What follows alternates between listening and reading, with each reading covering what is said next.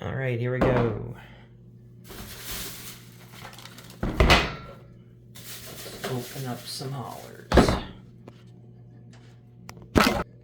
So first we got this pair.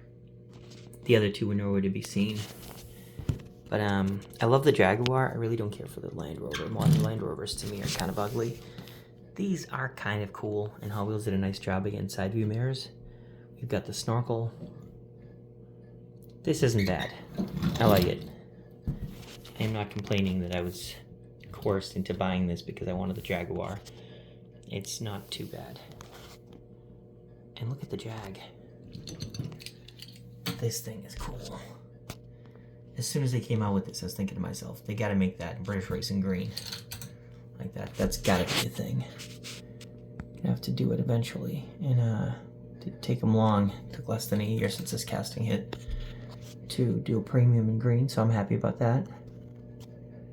That's pretty awesome.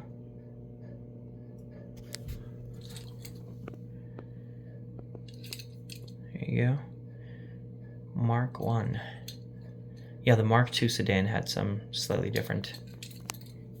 Jeff was explaining it to me, and I forget all the details, but there's some differences in windows and trim and things, I think. But yeah, this thing was nice. Look at that. Alright, so next we have the 1989 Toyota Supra.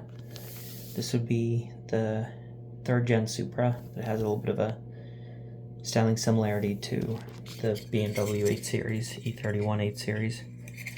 I think most of us are in agreement that this hood thing, much as it's pragmatic and it's not, I get it, but I think most people are removing it and they think the trailer looks way better with the car in the open. And I agree. I agree 100%. So I'm not going to throw this out, but I'm not going to keep it on there, I don't think. Maybe I'll click it back on there, and when I take my photos with it, I'll take it off each time. But if I ever display it, it'll be without the little, whatever you call that, the little hood on the front of the trailer. This would be nice if there was some guards. I'm going to do something to keep the car from rolling. I might epoxy in a couple of little pieces of staple or paper clips that'll keep it right around here. But in any case, this one's nice. The Toyota 4Runner is pretty awesome. I like that sage color. And I like that the trailer is a very different kind of trailer versus the other ones. Again, if you take this off, you have an open trailer, but it's completely different from the other one. I like that. It's cool, that kind of diamond plate situation. There you go.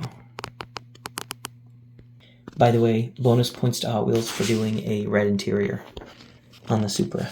I'm not into white cars. I generally don't like white cars.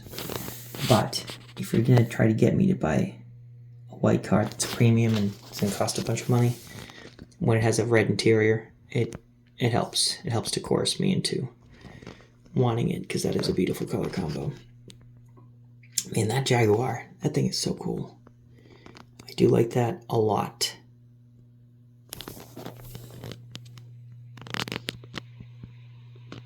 Did a pretty nice job with it, even though the graphics are they're so grainy. God, it's like a dot matrix printer. I don't understand what's going on in recent years with those graphics. Alright, now this thing is cool. I've had this for a while. I've had this for probably a year. It's been sitting in my drawers. I don't know what it is. I put stuff away, and then it's like I'm going to make a video with it, and I never get around to it. And so here we go. It's a good excuse to crack it open to do Set It Free Sunday. Even though this isn't necessarily a real truck, I love the idea here. So you have one down bottom, and you have this little nook over here that could be toolboxes or other things. The car can slide all the way forward.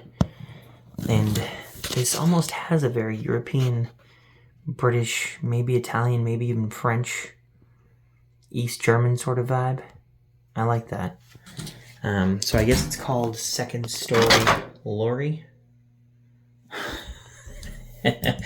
Which is funny. I have one more of these. I can't remember what car it is that it came with. This debuted with a different different car, I want to say, or maybe they've done a different one since then and I bought it. I can't remember. Was it potentially the Lancia Group 5? I don't know. Anyway, it's pretty awesome. I like it technically. Let's see, could we fit? So 3 short cars could fit on here. The Fiat and the Jag, really, it's a tight squeeze. But like a couple of Mini Coopers, or a couple of Fiat 500s, or a Fiat 500 with a Lancia Stratos or something like that. Actually, 2 Stratoses probably would fit on here. Anyway, that's pretty cool. I like this thing. Pretty happy with these 3, even if they are a little bit overpriced. But overall, it's a nice addition. There's something new in all 3 of the sets. So the trailer I do have, but I don't have the Land Rover or Premium Jag and the Mark 1 Jag. The Supra is my first premium of that casting, and I do like the 4Runner enough where I don't mind an extra one. And this second story lorry is pretty awesome, and I mean this color combo on the Fiat, that's classic. That's awesome. I love I have a Gulf one, and then I have the was it Alitalia or something? There's a different version of it that's white and red, I want to say. Anyway, I love these. These are kind of like the it's almost as if the Italians, even though the Datsun 510 was an Italian design essentially, it's almost like the Italians copied a Datsun 510 but made it fancier looking. That's always how I felt about the 131. The Fiat 131 is one of my favorites. I've only ever seen one real one up in Maine at a used car dealership. I never saw them as a kid growing up in Europe. They would have been kind of a fancy sports sedan that didn't make it out to Eastern European countries very often. But this thing is awesome. I love it. I love the color combo. Just the stance, the wide body.